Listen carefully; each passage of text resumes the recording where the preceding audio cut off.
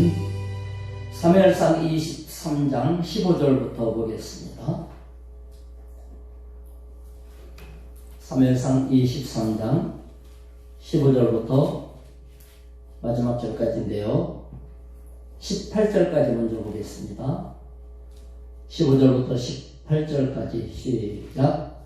다윗이 사울이 자기의 생명을 빼앗으려고 나온 것을 보았으므로 그가 광야 숲풀에 있었더니 사울의 아들 요나단이 일어나 숲풀에 들어가서 다윗에게 이르러 그에게 하나님을 힘있게 의지하게 하였는데 곧 요나단이 그에게 이르기를 두려워하지 말라. 내 아버지 사울의 손이 내게 미치지 못할 것이요 너는 이스라엘 왕이 되고 나는 내 다음이 될 것을 내 아버지 사울도 안다 하니라.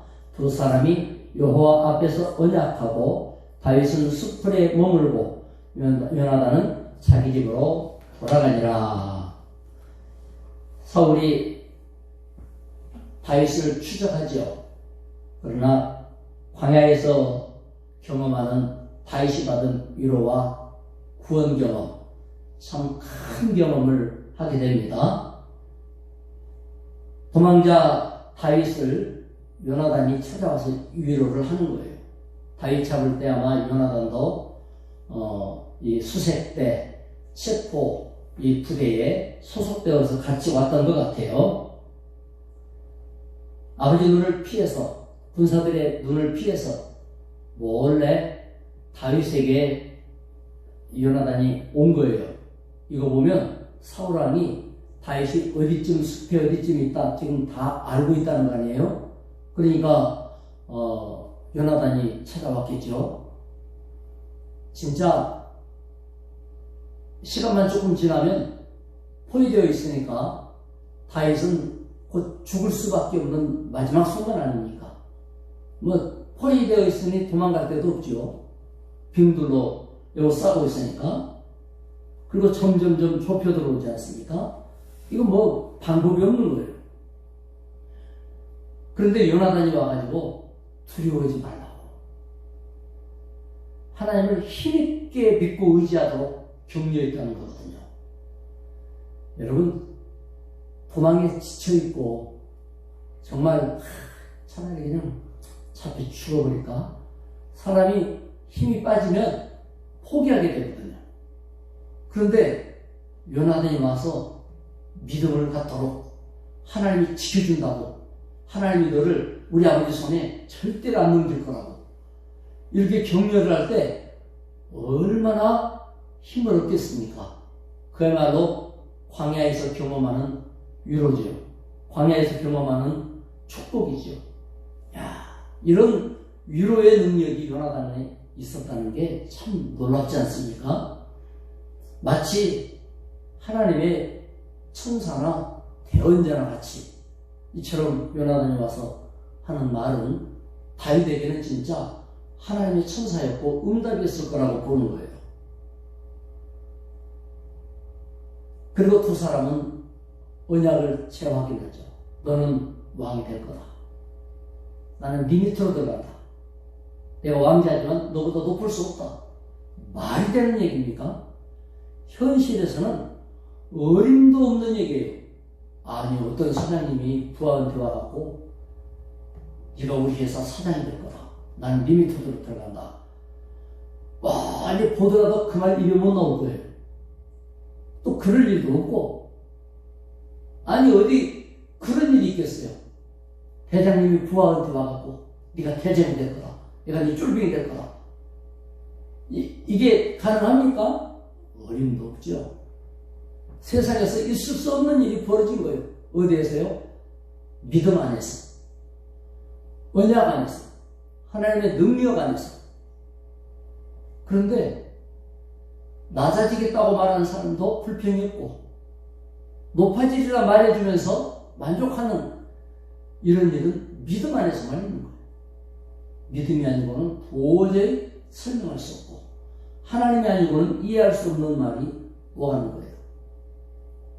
우리가 믿음에 위로하는 마음을 가져야 돼요. 위로만 받으려고 그러지 말고 다 위로해달라고.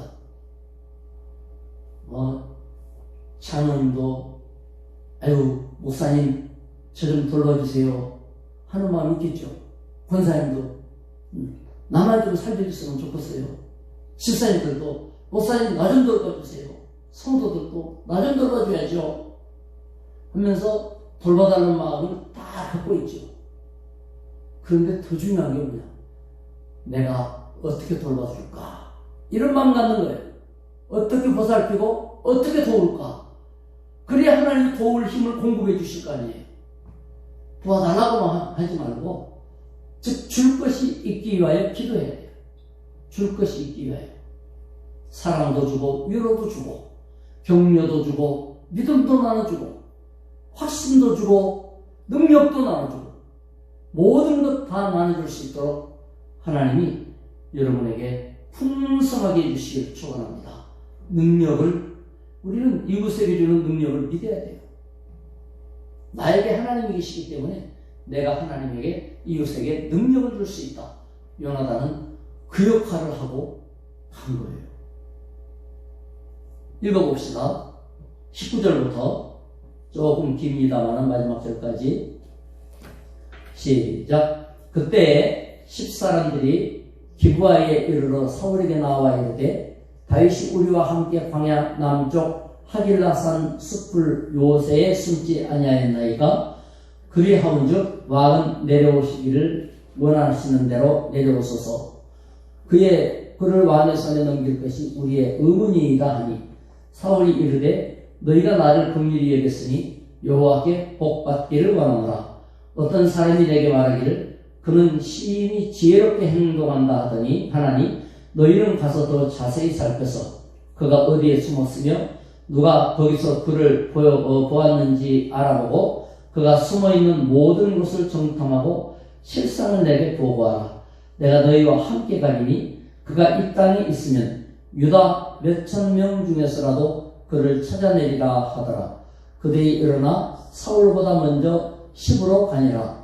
다윗과 그의 사람들이 광야 남쪽 마원 광야 아라바에 있더니 사울과 그의 사람들이 찾으러 온 것을 어떤 사람이 다윗에게 아뢰매 이에 다윗이 바위로 내려가 마원 황무지에 있더니 사울이 듣고 마원 황무지로 다윗을 따라가서는 사울이 산 아래 이쪽으로 가며 다윗과 그의 사람들은 산 저쪽으로 가며 다윗이 사울을 두려워하여 급히 피하려 하였으니 이는 사울과 그의 사람들이 다윗과 그의 사람들을 에워싸고 잡으려 함이었더라. 전령이 사울에게 와서 이르되 급히 오소서. 블레셋 사람들이 땅을 침노하나이다.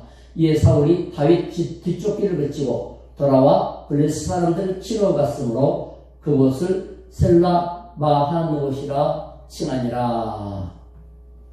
자, 다윗이 지금 피신하고 있는데요. 10지역으로 갔는데 그 동네 사람들이 사울한테 미리 와요. 우리 지역에 다윗이 피해 들어왔습니다.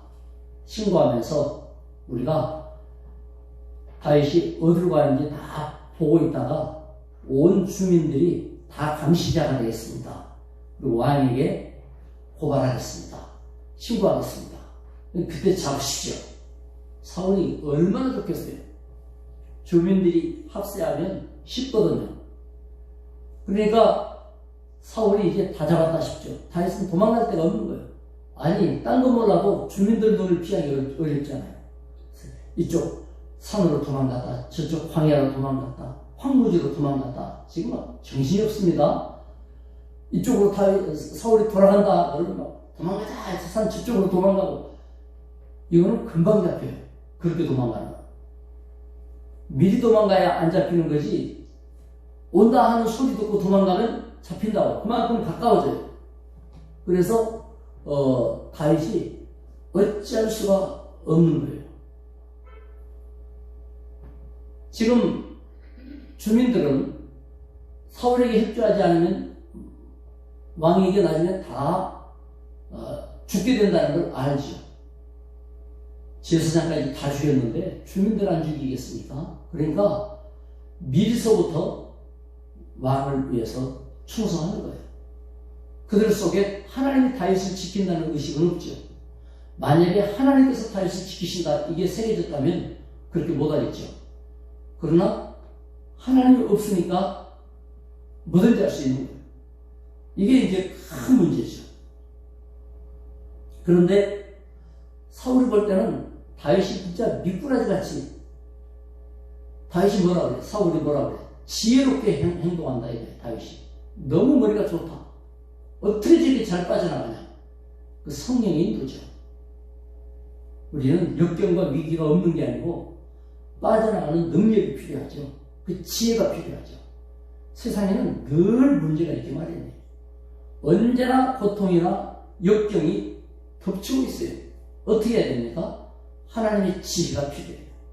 성령의 감동하심과 주님 주시는 지혜로서 떠올라야 돼요. 이렇게 해야 되겠다. 저렇게 해야 되겠다.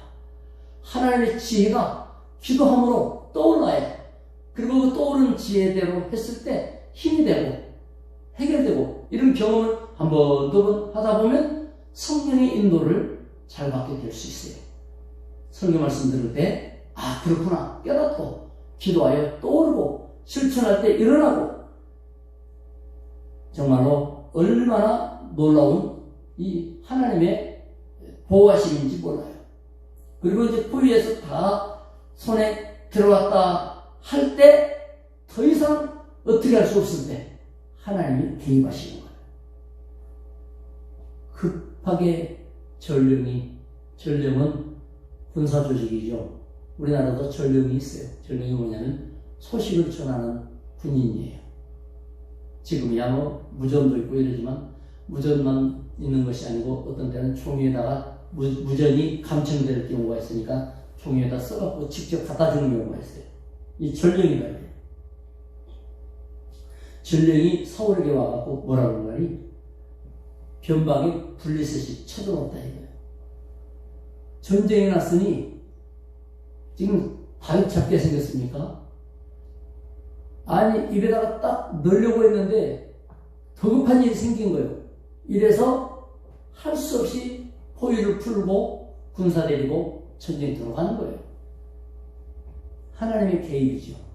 우리는 막다른 골목에 이르러가지고 정말 어떤 일도 내 손으로 할 수 없는 지경이 올 때가 있어요.